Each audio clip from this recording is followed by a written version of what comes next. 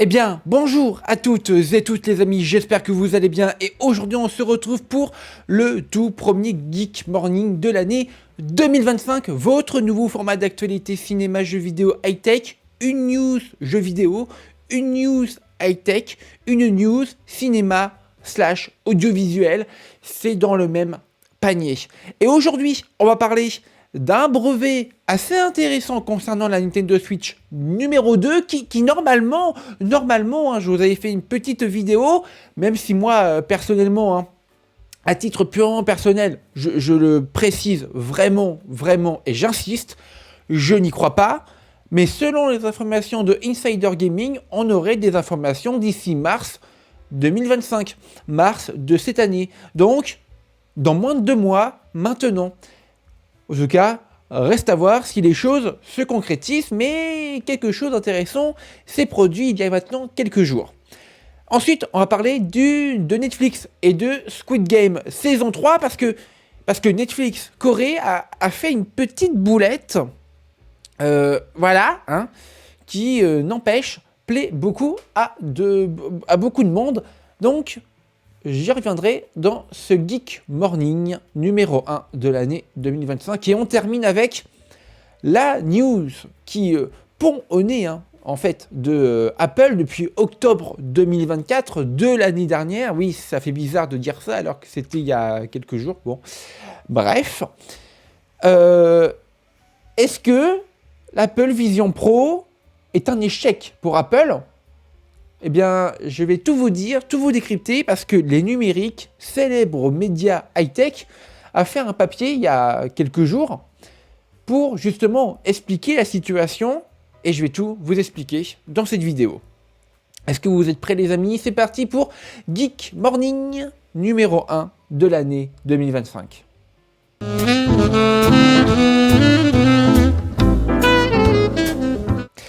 Allez, c'est parti les amis, donc on va commencer directement avec la Nintendo Switch parce que jeux vidéo, célèbre média français le plus populaire en Europe et même, en France et même en Europe, a dévoilé ceci. Regardez. Nintendo Switch 2, des brevets ont donc été déposés pour la prochaine console de Nintendo. Alors concrètement, comment ça se passe? Comment ce brevet a donc été mis en ligne? Eh bien, je vous explique tout. En fait, cette technologie pourrait améliorer l'expérience de jeu, y compris sur cartouche physique, avec une meilleure résolution, une meilleure fluidité et des jeux occupant moins de place. Alors, voilà, regardez par exemple, et si vous voulez, regardez, je vous mets juste ici, ça serait en fait boosté avec l'IA. Voilà, le taux de pixels serait boosté avec l'IA, comme le fait d'ailleurs le PSSR, le PlayStation Super Spectral Resolution du côté de chez PlayStation. Et donc Nintendo songerait à faire exactement la même chose pour leur prochaine console Nintendo Switch 2, on va l'appeler comme ça pour le moment. Mais c'est quand même hyper intéressant de voir que pour la première fois quand même, vous le noterez, Nintendo s'intéresse de très près aux intelligences artificielles. Alors, que ça fasse peur, je le confesse et je le comprends. Même moi, ça me fait peur quand je vois la qualité graphique des images de Grok. Vous savez, cette intelligence artificielle créée par Elon Musk pour sa plateforme X. Quand je vois que ChatGPT a lancé son propre Google avec ChatGPT Search, eh ben oui, ça me terrifie en quelque sorte, parce que dans quelques années, il y aura des métiers qui disparaîtront, mais aussi l'émergence de nouveaux métiers comme prompteur. Voilà, tu promptes toute la journée des petites images, bon, voilà, des vidéos, etc.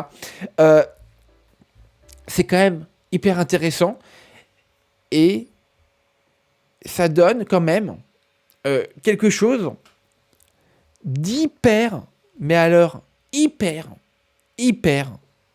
cool. Parce que, pour une fois, Nintendo se lance dans quelque chose qui n'ont, entre guillemets, pas l'habitude de faire. Les IA, donnez-moi une seule machine de Nintendo intégrant de l'intelligence artificielle, à part donc la potentielle prochaine console de Nintendo, la Nintendo Switch 2 entre guillemets, vous ne pouvez pas parce que ça n'existe pas. Donc c'est quand même une avancée majeure, je trouve. Franchement, j'ai hâte de voir ce que cela va nous mener. Honnêtement, c'est quand même très très intéressant. Voilà, vous avez vu, hein, ça augmente de 0,5% le mégapixel avec l'IA. Voilà, c'est ici. Hein. Tac, tac, tac. Voilà, c'est écrit ici. Hein. Ça augmente de 0,5% de mégapixels le jeu vidéo. L'expérience jeu vidéo ludique. Alors, vous allez me dire, ouais, 0,5, c'est pas beaucoup, machin. Oui, mais dans 1 an, dans 2 ans, dans 3 ans, ça sera 1, puis 2, puis 3, puis x4, puis x5, puis x6.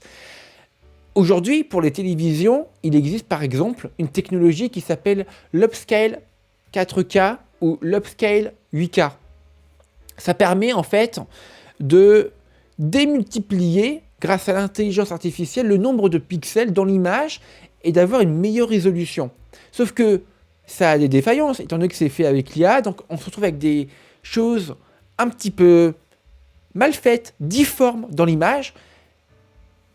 Donc, à voir ce que ça donne sur un petit écran qu'est la Nintendo Switch 2. On verra si le successeur de la Switch garde la même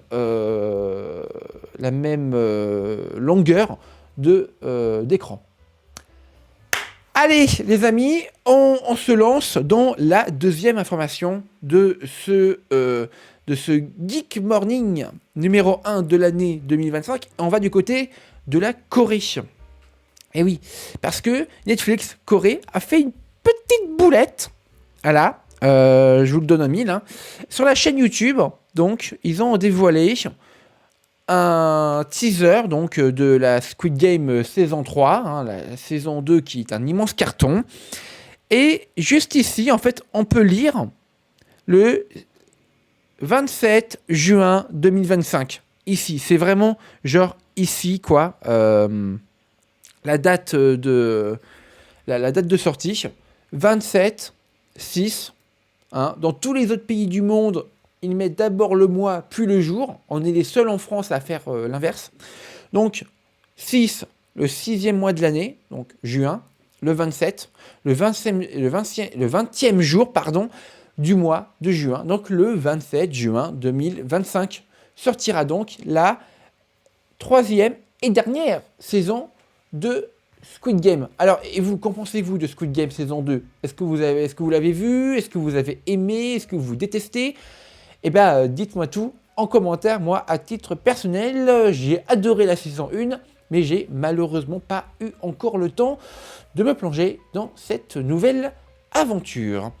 Allez les amis, on continue et on termine avec l'Apple Vision Pro. L'Apple Vision Pro, je vous le rappelle. Je vous avais proposé d'ailleurs une vidéo review, test, high-tech que vous avez particulièrement apprécié. Alors concrètement, regardez, hein, cet article des numériques qui a été posté le 1er janvier, voilà, pour fêter la bonne année. Une mauvaise nouvelle pour débuter l'année, tiens.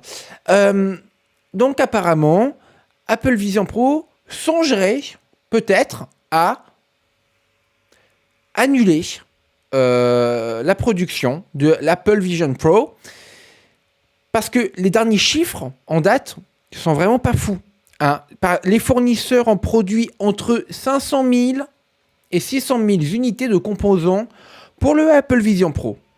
C'est ce qu'ils disent dans leur article. La situation est telle que des usines ont stoppé la fabrication depuis mai 2024 face à des ventes peu encourageantes.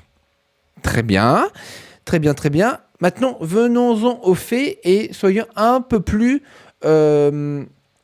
proches des dernières dates. Par exemple, la société Luxshare, qui donc assemble le Apple Vision Pro, ont reçu visiblement des directives de la part d'Apple pour réduire la production en novembre 2024. Novembre 2024, c'est quand même, vous en conviendrez, hein, c'est quand même hyper récent. Malheureusement, vous l'aurez compris, hein, c'est un échec, du moins dans les grandes lignes. Car en octobre 2024, la société n'assemble que 1000 casques par jour, soit la moitié de sa capacité maximale. Ah ouais, d'accord, ok.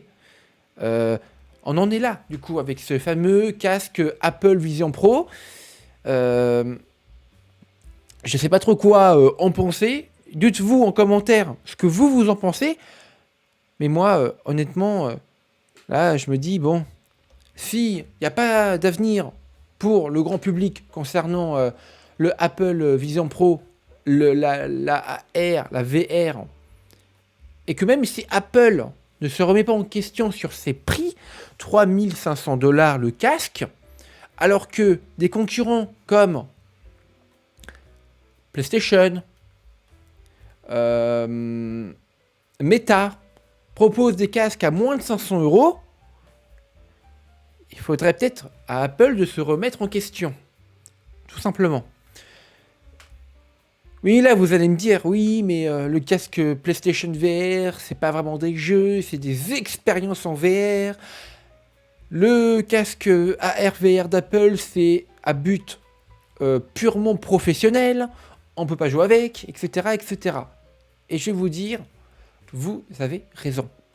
Mais néanmoins, rappelez-vous quand même que même 3500€, même pour une personne assez aisée, bah c'est quand même assez compliqué de mettre autant d'argent pour un casque. Voilà.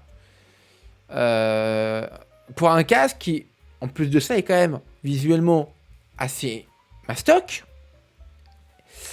et assez lourd. Je vous avais dit ce que je pensais du casque dans ma vidéo. Vous avez ma vidéo en ligne sur ma chaîne YouTube.